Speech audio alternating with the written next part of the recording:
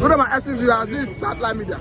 Mr. Arab, let us get your thoughts with respect to the criticism that came from Professor Wole Soyinka. You understand that this is a man that promised to make his view known after Tinubu's 100 days in office. But before the 100 days in office, we saw some gesture from federal government to Wole Soyinka. First, coming from Abuja, naming a road after his name, and secondly, the National Theatre named after his name. And Nigerians have been worried that this man is a known critic of Nigerian government. He criticizes Obasanjo, criticizes Jonathan, criticizes Buhari, and almost all the government in the past criticized them. But surprisingly, some people have said this is a friend of Tinubu, he may not criticize them. But surprisingly yesterday, though he did not criticize Tinubu directly, he said Tinubu did not talk about the police mishandling the protest in terms of brutalizing Nigerians. What is your view? My view is even I would have expected Wole Soyinka to say that Tinubu's address did not touch the basic issue. Because as I'm talking to you now, the protesters, the organizers, they are, intensifying efforts in Kano State, in Abuja, to wreak more havoc on the streets. The issue of not addressing police brutality or the way police handle the protest, I think is right. Tinubu should address it. Tinubu himself warned the police in 2012, robbing Jonathan. He was telling the police that their children are among the protesters, that their wife among the market women, that if they injure the protesters, they're injuring their children, that they should take care. So everybody expected Tinubu to warn the police as well. But Tinubu just addressed the country, and they throw the country into more state of what? Oblivion. Meaning that he has not addressed the basic issue. Tinubu just come and what? Arrogantly, at least, tell Nigerians that he is above board. I don't know what I understand. He's above board. It's like playing on the gallery, and a self-conceited man like that in his position is supposed to have at least stoop low in this kind of situation, because the deal has been done, the damages has been done. His regime has been at least painted black, blue by international communities. So that kind of speech, I think he has made him one of the most arrogant Nigerian leaders so far. See, Wole Soyinka's address, remarks or statement does not change anything. Do you know why? Wole Soyinka, although I know he's 92 or 100 years, he's supposed to come with his staff to prove it that he's right. Walking stick on the way, all the way from where? Ojota Park, Ganekawemi Park, to indicate that he's a righteous man, a man whose Nobel laureate award, at least, is very, very, advisable that it is. So when somebody is living a life that does not represent on what he represents, does not show, doesn't indicate, I think such life is a double standard life. I don't like it. Wole Soyinka is supposed to come out. Tunde Bakare is supposed to come out. You see, Femi Falana, though, lawyers to the protesters, I love that. Only him. Then when you talk about the rest of the men of God in Nigeria that talk like the trotch, sparrow. When Jonathan was there, none of them could come out. They are all sorrow. Today, it is time to talk, and none of them is talking. Okay, let me tell you, these people, like what Wole Soyinka said, I don't care. I don't care. It doesn't reflect to what he actually represents in Nigeria. A Nobel laureate is supposed to be on the forefront of protests. He doesn't need to drag his foot. At the back. No. Oga Wole Soyinka is supposed to be at the TBS, Oibu Square, Abuja, and lead the protest. Talk to us about what came from the president. Tinubu. Say what? I said talk to us about what came from Tinubu, that 670 billion have been given to state governors to issue the effect of having and he said about 600,000 nano business owners, that's those that trade on the street and don't have stock, have benefited from the program of government aimed at pushing the effect of this policy. Okay, from all indication, this is my first time of hearing it. I've been reading newspapers, I've been going through social media, breaking news, and I've never learned of this kind of incentives.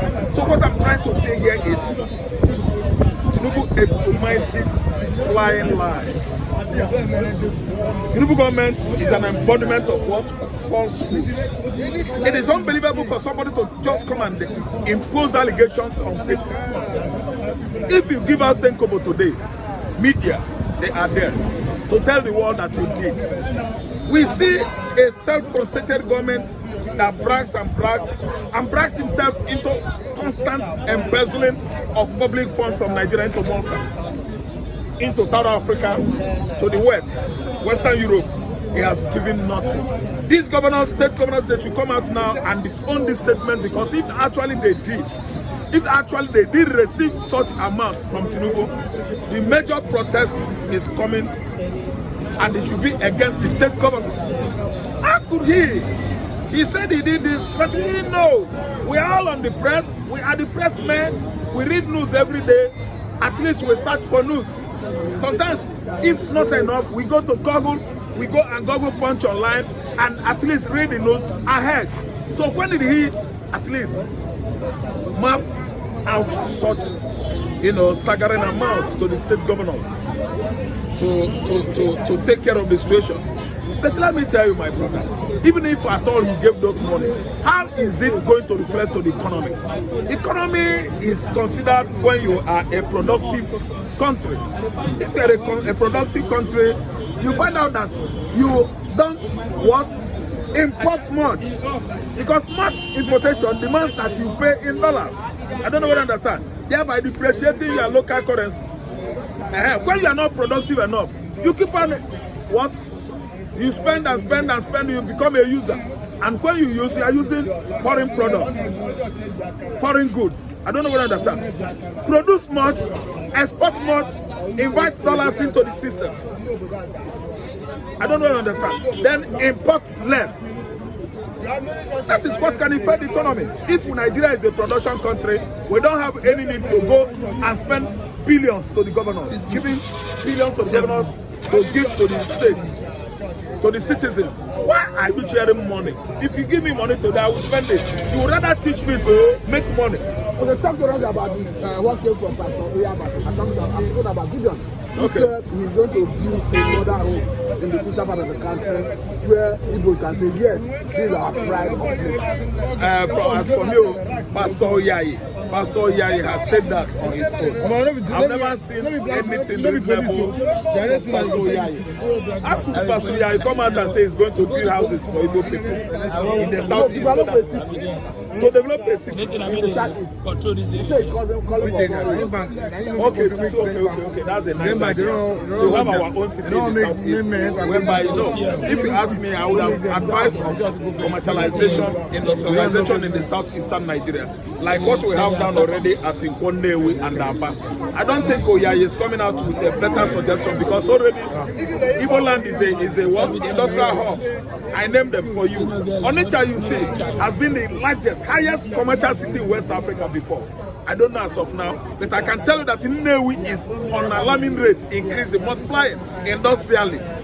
3, Aba is equal to China. So I don't know what or from where Pastor Oyayi is driving his point. So because already we are producer, we produce. Okay, virtually everything we are using in the southeast is produced by Igbo man.